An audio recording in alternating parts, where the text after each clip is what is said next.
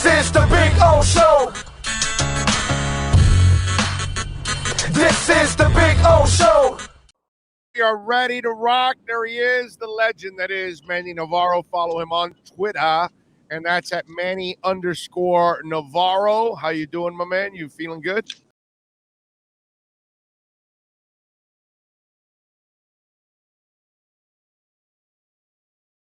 Feeling good, man. Just pulled over here at Tropical Park, man, so we could do this without any internet problems. So I'm feeling good. Okay. I'm ready to roll. Okay, I like it. When you're done here, you're going to go in and play a little 5v5 soccer. Is that what you're going to do there at Tropical Park? Well, they still got the basketball courts here, right? So maybe I should go out there and play a little 5-5. I was never really that good at soccer, but I could play some hoops. Okay, there you go. So a little hoops action there.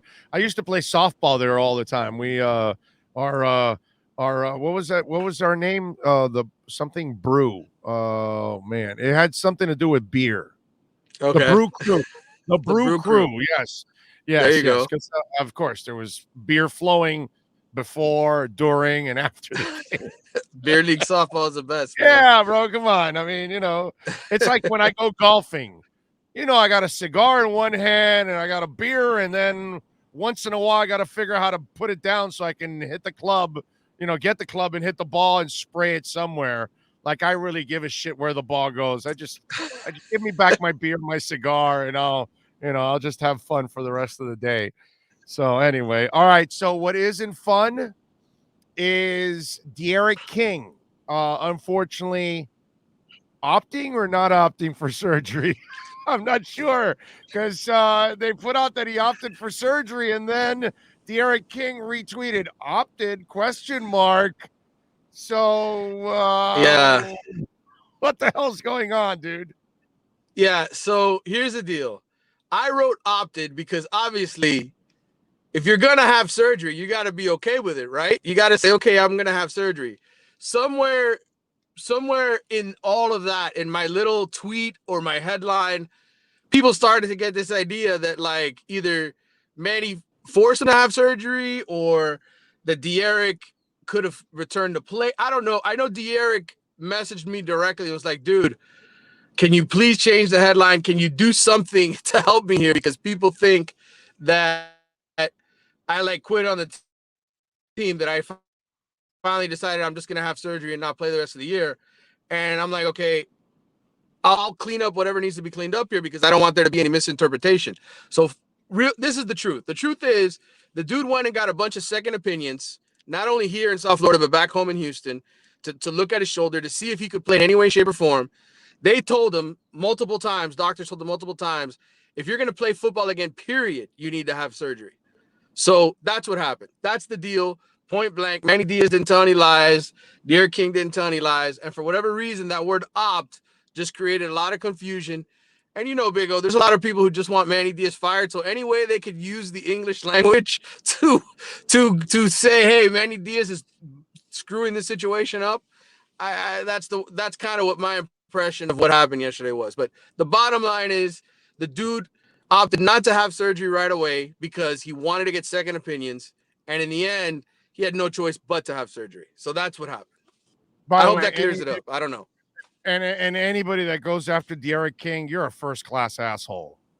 I mean, seriously. I mean, right. That's one young man we don't question. Okay, that's a really good human being right there. Okay, so whatever was done for what was best for the human being. It's not about your team and they quit on your team and all that other stuff.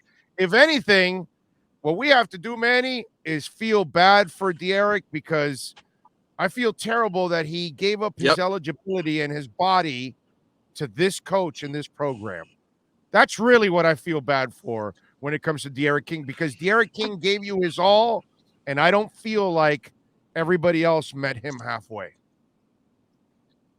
Well, I think you're right. And I think the other aspect is, I think part of it is the coaching staff put so much on his shoulders, right? Like, this is De'Aaron's team. It's like that adage in the NBA, right? Like, how much should your superstar carry? And I feel like in a lot of ways, everything was geared towards him, right? Like he's got to be the one to bail us out. And a lot of the leadership, the responsibility of the way the team played emotionally fell on his shoulders. And it's not that he didn't want it, he wanted it. But I think at some point as a coach, you know, you have to start to develop other guys, right? You have to start to develop other players so that when you're in a situation like this where you lose your star player, you have somebody else to go to. And I don't know that even happened, even with spring football, right? Even with Jake Garcia and Tyler Van Dyke getting all the snaps. You know, yeah, guys started to get used to them running the offense. But when De'Aaron came back, I was like, nope, he's the guy. Like everything is on him and how De'Aaron plays. And I really thought, you know, Alabama had obviously a great game plan. They've got great players. But, you know, even the second game against Appalachian State and Michigan State, it's like if De'Aaron wasn't doing something superhuman, Miami had no chance to win. And I think, you know, at some point, like you have to do something as a coach to be like, there's too much falling on this guy's shoulders.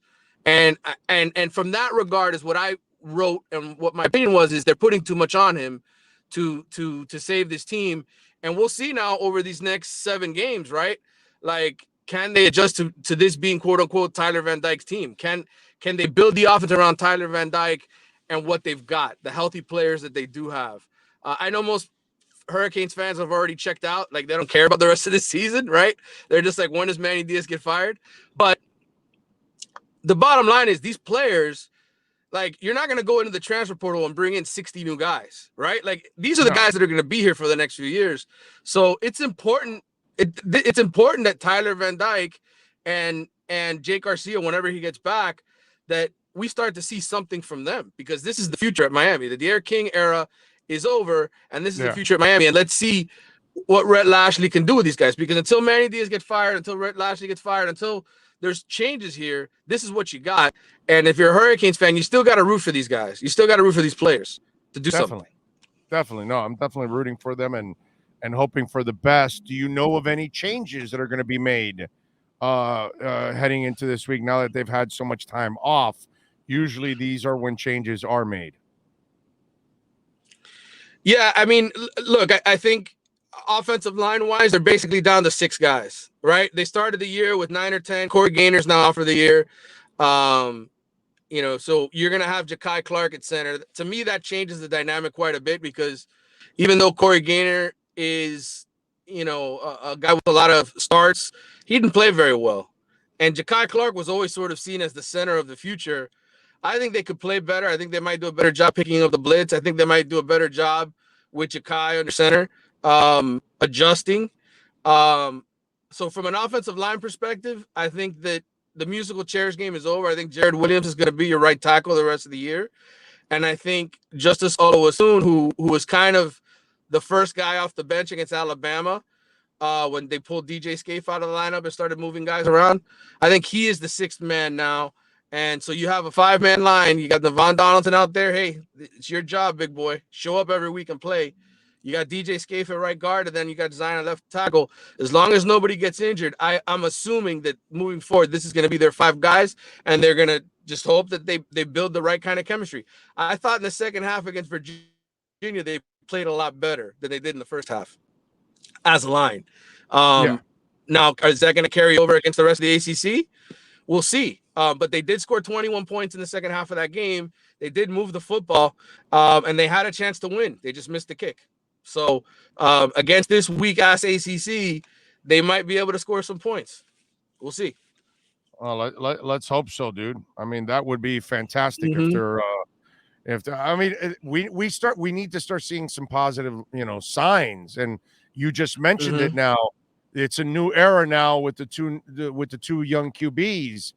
And by the way, how far is Garcia away from competing? Because Tyler also has an opportunity to lock this thing down too, right? In a way. Does he? Yeah, he's got an open lane. And what's interesting is, yeah, he's got an open lane right now because Jake Garcia is not coming back till mid-November, most likely, till the very end of the season. And, you know, it should, yeah, because he had to have ankle surgery. And it was a kind of a freak thing. Because even after the game, he wasn't feeling bad. The next day is when it blew up on him. and they realized like, oh God, you're gonna have to have surgery on this if you want to come back this year. So he did. He's already, gone through the surgery, and he's trying to make sure he can get back and try to get some action at the end of this year, potentially the last couple of regular season games and maybe a bowl game if Miami makes it there. But I was told this, Bruce Feldman and I, that, I think internally there's a lot of people at Miami that look at Jake Garcia and say he could be the starter next year. And Tyler Van Dyke, this is a golden opportunity who, had Jake Garcia been healthy, I'm not sure he gets all this playing time that he's going to get. I think they would have seriously given Jake Garcia a strong look and let him maybe start a game or two here with De'Aaron King out. And so now that's not a hindrance anymore. He doesn't have that pressure on him. He knows that they're not going to play, Peyton Matoka or Ryan Risk unless he gets hurt. So in some ways, maybe that settles him down a little bit, lets him get a little bit more comfortable. He's not worried about the guy, behind him taking the job. So that's the interesting part for me going forward is how does Tyler Van Dyke settle into that, leadership type role? He's not a very vocal guy. He's a very quiet guy. Jake Garcia is more of the vocal, quarterback sort of personality. And so it'll be interesting what happens next spring and going forward after the season. But for right now, this is an opportunity for Tyler Van Dyke to showcase himself. And look, the schedule, let's face it, it's very winnable for this team at Miami. It's not like it's some impossible schedule. Pittsburgh's the only team right now on the schedule, and NC State, where you say, okay, right now they're playing a lot better than Miami, but you win this game on the road at North Carolina, you exercise some demons, you get some confidence, you're coming home to play NC State.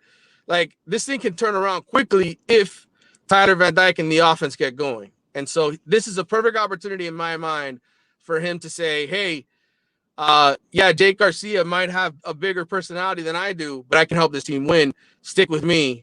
And if they struggle and he isn't that guy, then I think it totally opens the door for Garcia once the spring comes around to take the job from him.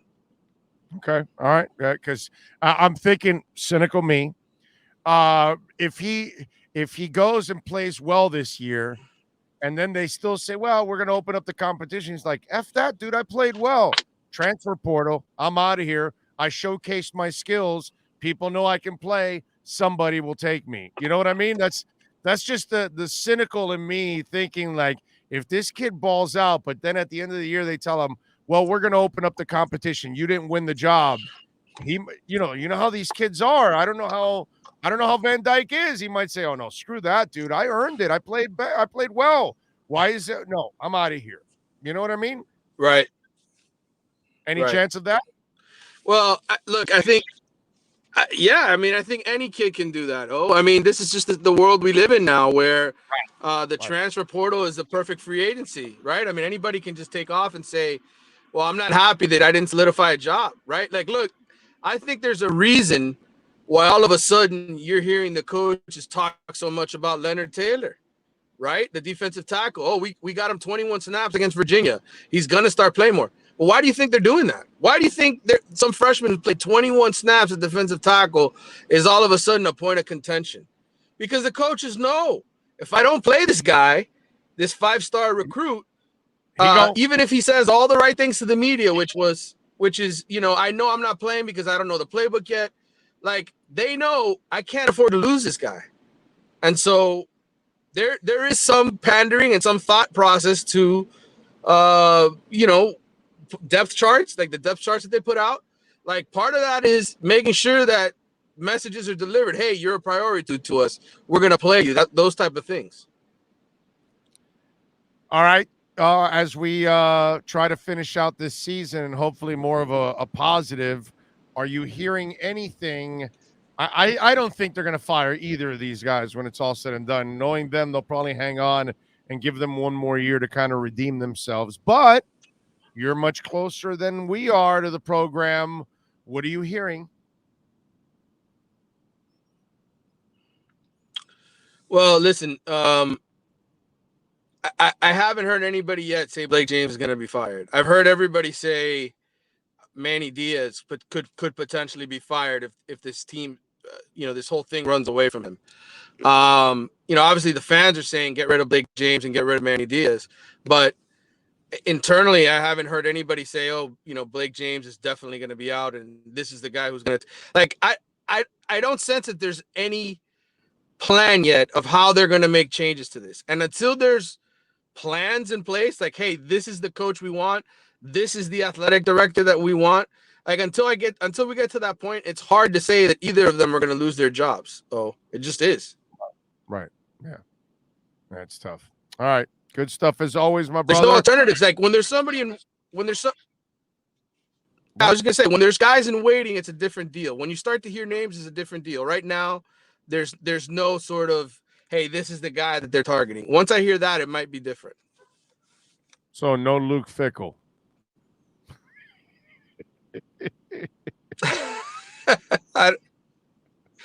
I don't imagine that scenario happening. Think of why would these guys at these G5 schools like Cincinnati, like, why would they leave? He's going to get if anything, he'll get a monster offer from a bigger school. Is what, if anything, Luke Fickell is going to get. What he's right. He's not going to. Not for Miami. No, of course not. Right. No, not for Miami. I was joking. I know the answer. I just, just wanted to throw it out there. Have a little fun with it. It's all good. All right, we'll talk on Friday. We'll preview the game. Appreciate it as always, my brother. Thank you for taking some time here on the Caneswear Miami Hurricanes Report.